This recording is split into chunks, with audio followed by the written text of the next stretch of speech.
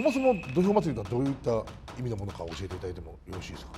清流、朱雀、白虎玄武ですかね、はい、神聖な場所にここがなったっていう、ということなんです、はい、今状態になった状態ですね。藁をもって形となすは五穀成就の祭りごとなり。我々も相撲取れて、いやね、誇りに思います。いや本当に相撲。親方チャンネル、どうも。今日はですね、はい、親方講座ということで、はい、はい、ちょっと真面目な企画でいきたいなと思います。そうですね、はい、どういうことを。今日はですね、はい、土俵祭り、土俵祭り、ちょっと説明できます。参加はしてますけど、ちゃんと説明っていうのは、はい、場所前にね、はい、神様にそうですね、儀式ということが分かってますけど、はい、そうですね、いろいろ意味が多分、はい、その中にもたくさんあると思うんで、今日はですね、そうですね、はい、ちょっとそこを教えていただこうと思いまして、はい、校長の三輪関親方と、はい、そしてですね、相撲博物館の、学芸員のですね、土屋義孝大先生に来ていただきました。よろしくお願いいたします。よろしくお願いいたします。相撲教習所、若手の力士が最初に行く教習所でも講師をされているということで、はい、今日このお二人がいたらもう全てが、もう土俵祭りの全てがですね。はい、今日は土俵祭り VTR ありますので、見ながらちょっと、はい、逐一、はい、ぜひ説明していただこうと思います。お願いいたします。よろしくお願いします。お願いします。お願いします。それでは VTR スタート。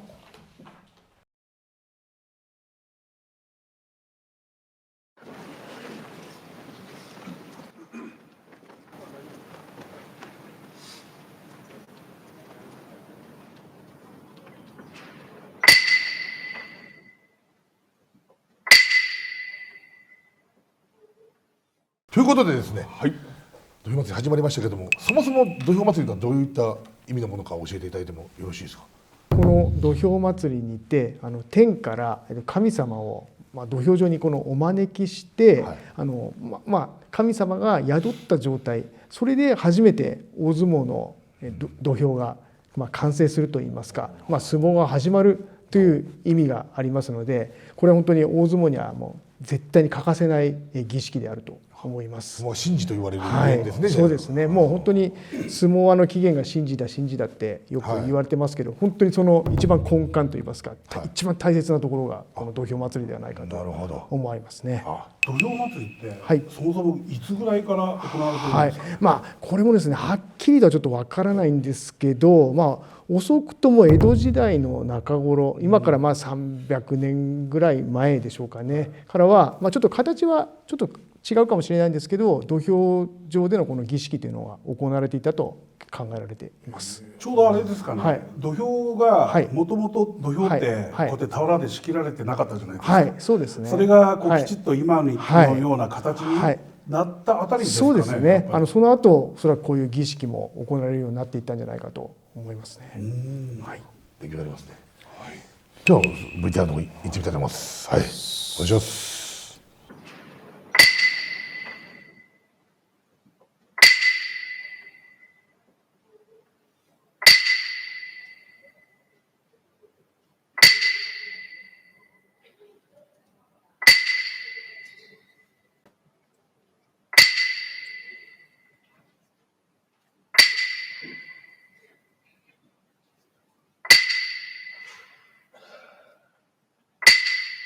ということでですね、こちらのお三方出てこられたわけなんですけども、多分何も知らない方もいらっしゃると思うんで、この3人の方の説明していただいてもよろしいですか。土俵祭りで祭主を行司さんが務めることになっておりまして、最初は立行司の庄之助親方か猪之助親方が務められていますね。真ん中にいらっしゃる。はい、そうですね。あと2人脇にも行司さんがつくという形で行われております。補佐的な役割ですね。そうですね。はい。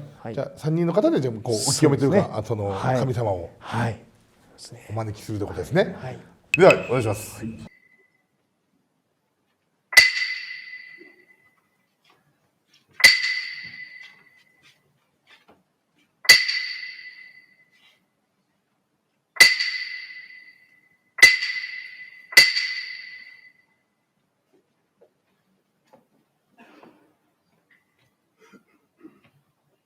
だいまより土俵祭りを行います。清払いの儀。清払いの儀というのはどういったものが清払いの儀になるんですか。清払いの儀というのは、神道のこういった儀式では行われることだと思うんですけど、汚れを清め、お祓いすると、その、読んで字のごとくといいますか、そんなことを最初に行うということだと思います。そうですね。はい。なるほど。多分今からね、神様がやっぱ降りてきていただくので、その降りてきていただく場所をこう清めるというか、だから神社とかに参拝とか行った時に、最初にこの清払いの儀っていうのは多分必ず行われて、榊でこう頭をお下げくださいっていう、あれ全くあれと同じものですね。だから本当に場所と、あとその参加する人物たちをまず清めて、神様にお越しいただくための場所を作るっていう。じゃああれはもう神様にお招きしてるわけじゃなくて、あれはその前のお祓いしてるってことなんですね。悪いものを払ってる。払ってる。でもう正常な場所になってる、するっていう儀式。なるほど。ですよね。はい。でもやっぱそれを踏まえてみるとやっぱちょっとより分かりやすいと思うので、じゃあお願いします。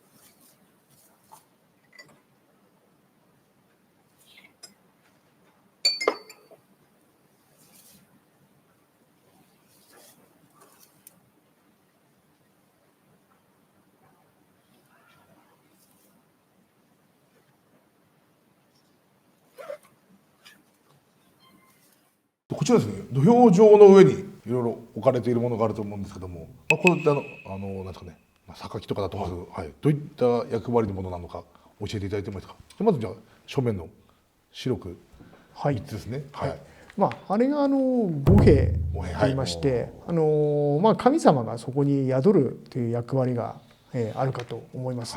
三神が上に宿っているのとで、あと周りにも4本ありますけど、4本は本場所中には房のところにこう備えられますけど、そこにも4方向をこう守るですね、神様が宿っているというふうに考えられています。そうですね。東西南北の清流、朱雀、白虎、玄武ですかね。4方向を守る、中国の神様っていいますかね。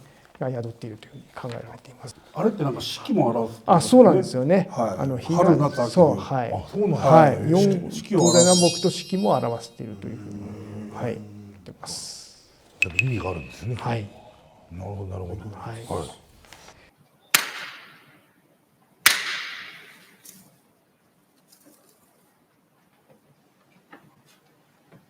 ご起立ください。天幕も賢きざなぎの狼、つくしのひむかの立花の殿、萩ヶ原にみそぎ払えたまいし時になりませる払えどの狼たち、もろもろのまがこと積み汚れやらむおば、払えたまえ清めたまえと申すことをきこしめせと、かしこみ申す。ということでですね、今も工場があったと思うんですが、今のはどういった内容のことを言われている。これから神様をこうお迎えするということでですね、ここを清めましょうとか、そういった意味合いがあるのではないかと思いますね。よくね神社でやるやつですよ。これから神様にお願いねする時にする前に、外からやっぱり外部から我々来てるので、汚れたものが体にこうついてたりすると神様に失礼に当たるので、それをまずこう払い清めてから神様をお迎えしましょうっていう、その前の儀式ですね。そうなんですね。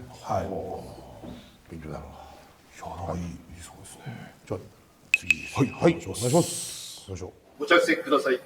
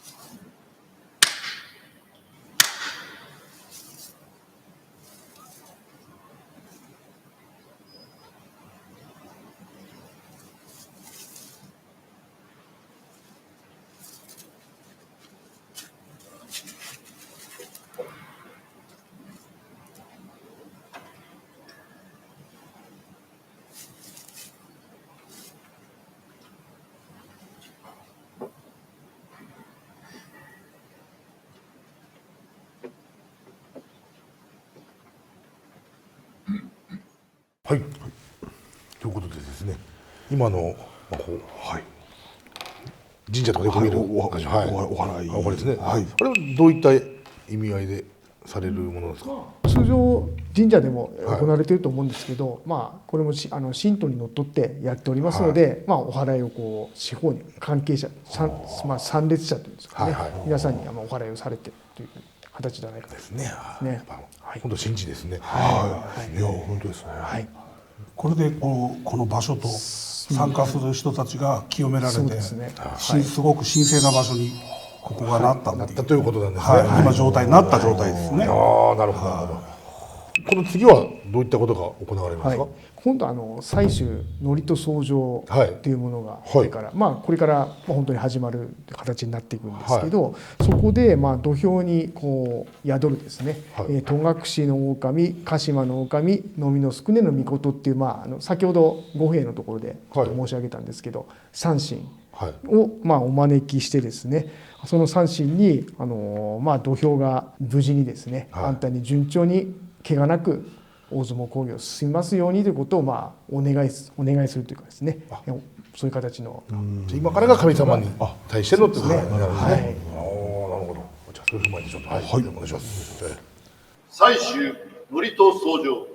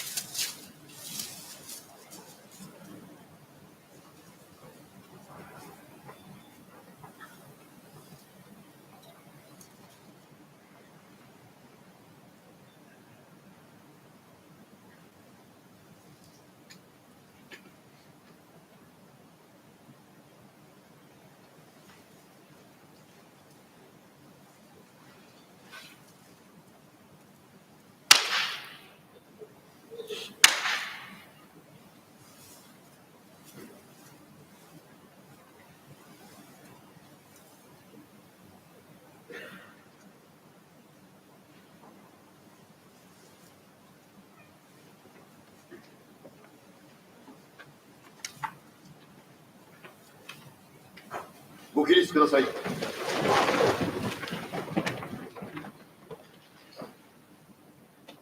幕も賢きこの世にはに我が住まいの道の守り神と用いつく惑士の狼、鹿島の狼、野見の宿根の御事たちを拝み祭りませ祭りてかしこみ申さく近や古神世の昔より高い間はさらに申さず野党長へ酒へ行くべき住まいの道橋も里き心に術を尽くして武き心に力を比べて勝ち負けを争い人の心を勇ましぐる神よながらの国ぶりなれば公益財団法人日本相撲協会はこのところ国技館に古きのりのまにまに土俵を築き明日より初めて15日の間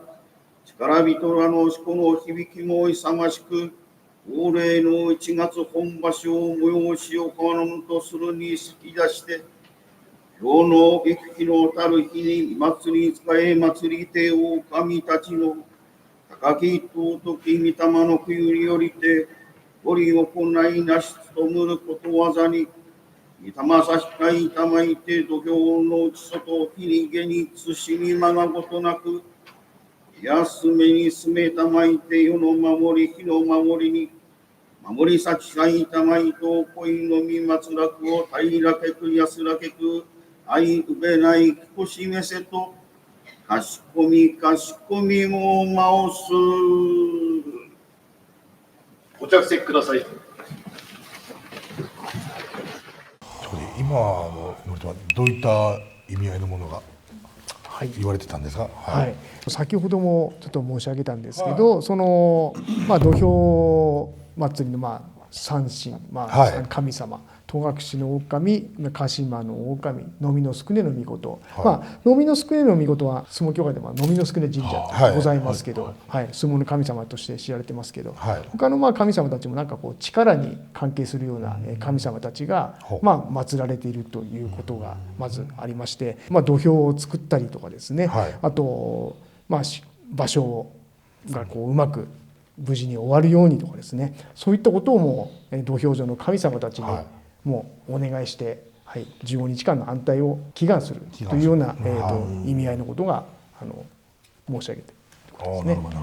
この土俵を守っていただくのはこの戸隠の狼と鹿島の狼と野見の宿根の神様三神なんですけど、勝った時に勝ち名乗りを受けた時にまたそれは今度は勝負の三神っていうのがまた別にいらっしゃって、でその三神の方々にこうお礼というかね、ああやってこう手刀切るって、よく都市伝説だと「心」って書いてるとか言うじゃないですか。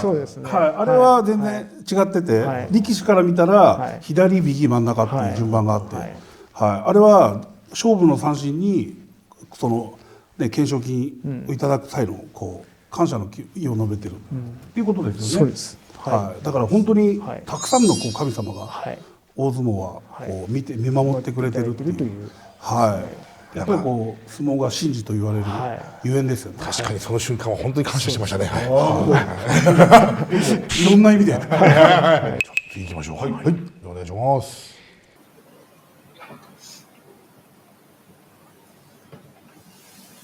采幣並びに研修。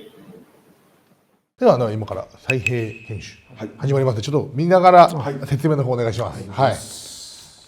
采幣並びに研修。これ采幣研修っていうのはあれですよね。今祝詞を捧げて、先ほど説明した御幣に神様がもう宿っていただいて、でそれを左右に置いてある、東西に置いてある4本っていうのが四隅を守る指針ですよね。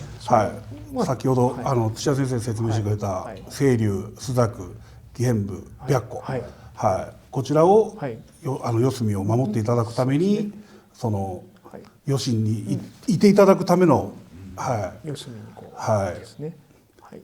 で研修っていうのはこちらにお酒をこう捧げて守っていただくっていう意味ですよね。そうです。これが房の方にこう場所中はこの御幣がですね上の方に出ますからね。今度ね本場所見に来ていただく方はね、そうですね。しっかりと見ていただいて、多分房しか房がねすごく見え立つので。房にばっかり目がいってしまうんですけど、きちっと御幣が置いてあって、神様にも守っていただいているっていうのを、ここに神様が宿っているというですね。見ていただけると。じゃあこの土俵祭りでこうやった御幣を上に、そうです。土俵には神様たくさんいらっしゃるんですね。いらっしゃるんですよ。たくさんの神様に見ていただくっていう。よくなんか昔南春夫先生がお客様は神様ですって言葉あるじゃないですか。あれってお客様が神様ってことではなくて、お客様を神様と見立てて自分の持ってる最高の芸を披露しようっていう意味なんですよ。だからやっぱ芸事ってやっぱ神様に見ていただく、で喜んでいただいて、それで五穀豊穣だとかお願い事をするっていうのが神事じゃないですか。だからそういう意味合いがあったっていうふうに聞いたことがあります。そうですね。だからそもそもその相撲が盛んになってくる勧進相撲なんて言われた時代もやっぱり江戸時代のこの初めの頃でしょうかね。その頃やっぱりこの相撲っていうのはそもそも神様に見ていただく芸能だっていうことで始まったというかですね、行われて盛んになっていったという歴史もあるようなんですね。それなので館ですかね、屋根もあれ神社の様式を模したものなんですけど、から神様が宿るところってことでこの館とか柱も必要だったということなんですね。でも意味があるんですね。もちろん神明です。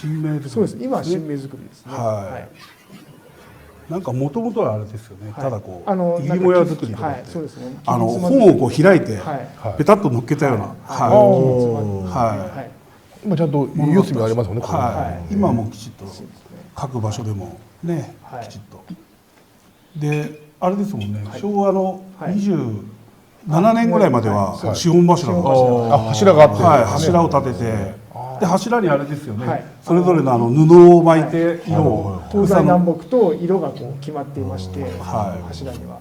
昔のなんか絵とかだとあそこに審判の親方そうですね。はい、座ってますね。ありますねありますね。はですからその審判の親方も土俵上にその四本柱の背に座ってましたから、昔は審判の親方のことを四本柱って呼んだりとかすることもあったりするんですね。昔は4人で審判されてたんですね。はい、そうですね。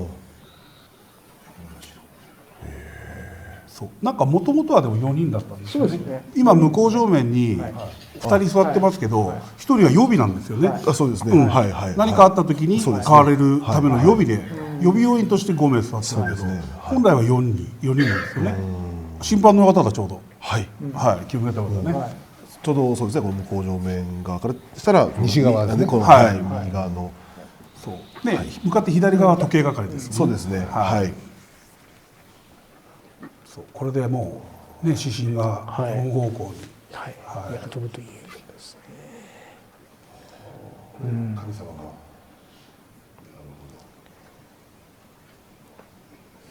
であれですよね、この三神のこの御幣は行司部屋のあれですよね、神棚の方に収められるんですよ。はい。だから場所が終わるまで、はい。で終わった後最後手打ち式で、はい、あの時に神送りの儀式で、あの時にこの御幣が帰ってきて胴上げして天に返すんですよ。はい。行司さんをね、入門者力士がこう胴上げしてやるやつですね。終わってから。ちょうどこの場所自分手打ち式出たんで。あ、出てもそうですよね。はい。で見て。そうこの御幣を回収する、だからもうね、無事に15日間終えることができました、ありがとうございますと、ね、もう天にお帰りくださいっていう意味で胴上げをするんですよね。昔はなんか審判の親方が胴上げされてたみたいですよね。胴上げされてたんですか。今はね、行司さんが胴上げされるんですけど、はい、昔はね、審判の親方が胴上げされてたらしいです。はい。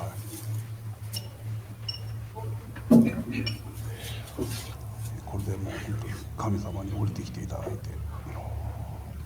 はい、多分後で説明あると思うんですけど、気になる土俵の真ん中の穴がね、ああ、確かにすごく気になりますよね。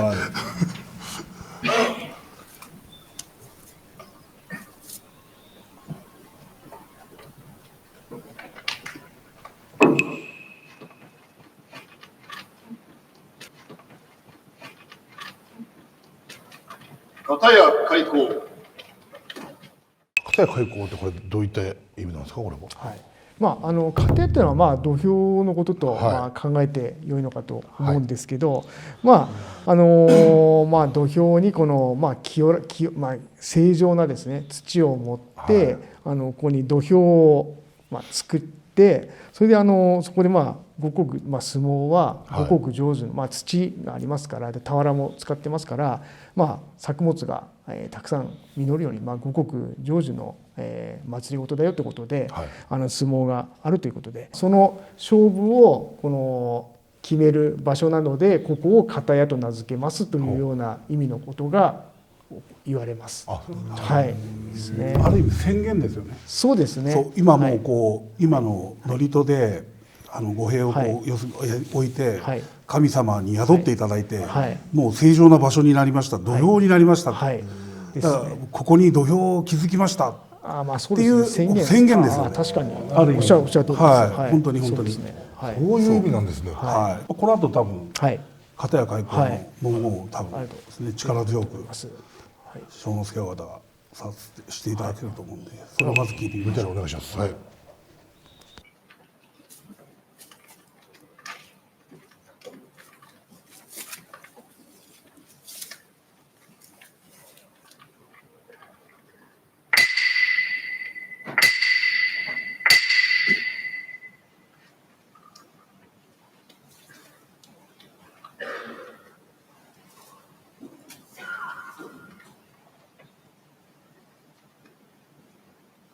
雨土地開け始めてより、陰陽分かり、隅、きらかなるものようにして上にあり、絵を勝ちと名付く、重く濁れるもの陰にして下にあり、これを負けと名付く。勝ち負けの道理は、天地自然のことありにして、これをなすは人なり。清く潔きところに正常の土を盛り、俵をもって形となすは、五穀成就の祭りごとなり、一つの兆しありて形となり、形なりて前後左右を東西南北、これを法という。その中にて勝負を決する家なれば、今初めて片やと言い名付くるなり。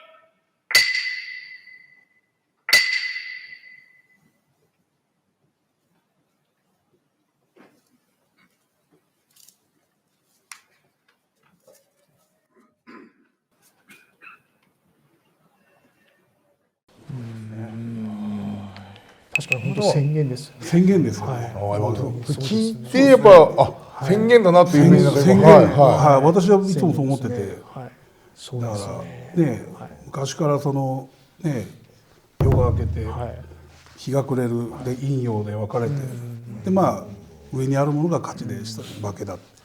でもなんかそれをなんかなすは人なり、人がこうね勝ち負けを争っていうで正常なところに土を持って俵を持って。でそこで五穀成就を祝うというか願う、願う行事を行う場所を作りましたよって。でそれを片屋と言うんですって。片屋ここに開きましたよっていう宣言ですよね。宣言ですね。はい、そう聞くと宣言なんですよ。こんなにこうちゃんとこういうのに見たのはなんか。土曜祭り自体は今までも見たことはあるけど、そうですね。だから見方が変わる。確かに意味合いがそうだから全部ね最初の清払いの儀から清払いの儀でここをきれいに整えて、でこの神様に祝詞で神様にお願いして来ていただいて、で来ていただいた本当に神聖な土俵になったことを宣言するっていう片屋開口で。っていうなんかそうですね。そんな感じだと思ってます。いやそうなんだな。いやでも感じましたよ。確かに言ってることをちゃんと聞いてたらそうですね。宣言ですね。確かに宣言なんですよ。では続きの方に行ってみたいと思います。はい、お願いします。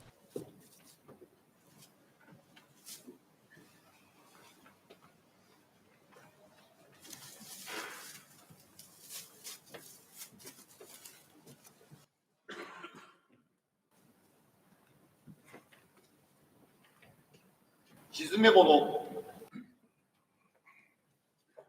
沈め物、沈め物といったどういったものが沈め物なんですか。よく見ると土俵中央になんか四角いこの穴といいますか、そういうものがあるかと思うんですけど、これからこの勝負に関するこの縁起のいいものですね、6つの品をですね今正之助さんがこう収めているところなんですが、これ何が入っているかって言いますと、一つは勝ち栗と言いまして、これはもちろん勝ちに通じるということですね。あと茅の実、これは長生きになんかするっていう言われがあるようで、あと広がるとかこう福を得るっていう意味がある昆布ですね。昆布ですね。それから神事にはよくつきものののしの意味があるこのスルメですね。スルメも入ってます。で、あとは五穀成就の象徴としてのお米で洗ったお米千枚ですね。それから最後に清めるための神事につきものの塩が収められた、この瓦開けっていうこの小皿みたいなものにこう収めてですね、中央にお供えする。これをもって本当に大相撲の舞台である土俵が完成するといいますか、出来上がったっていうことになるわけですね。なるほど。やっぱりでも、はいね、その五穀成就の、はいはいっていうやっぱりこう神様に、はいなんか本当信じだなって思いますよね。そうですねなんかこういうのを見ると、はい昔からこう、はいよく右大臣左大あそう臣ってですね言いますけど、順位としては左大臣が上なんですよそうですね、左の方がまあはい上なんですよですよね。はい相撲も見ても正面から見て東が左側じゃないですか。東が上位ですもんね。はい、上位になりますんで、はいはい。なんか力士の時はなんかそのもう向正面側からしか入ってこないで、なんか東はなんか右のイメージが、はいですよねはい、なんかまあもちろん番付も東が右っていうイメージなんですけど、確かに正面から見ると左は確かにそうですね。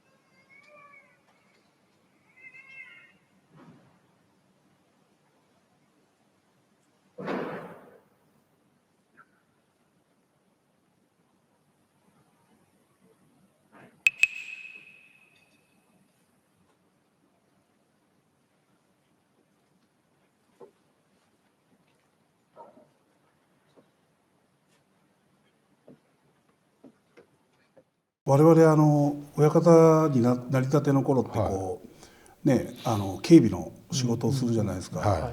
いやその時はやはりこう、ね、最後弓取り式が終わった後にみんなでこう土俵に集まって、ね、土俵にこう触らないでくださいっていうような、警備を行うんですけど、やっぱりこういった土俵祭りとかこういった神事的なことを見ると、やっぱりこう神聖な場所なので、本当ですよね。